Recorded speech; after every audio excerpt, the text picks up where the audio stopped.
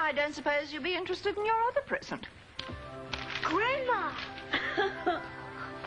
Oh, Mrs. Burke wanted me to come over straight away, but I wanted to keep it for a big surprise.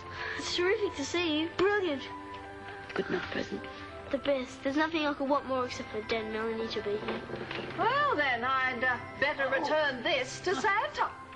What is it? Why not take a look?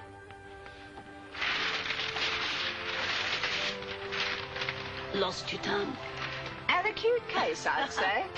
I had a tough time hiding this, I can tell you. And there you go. Thanks, Grandma.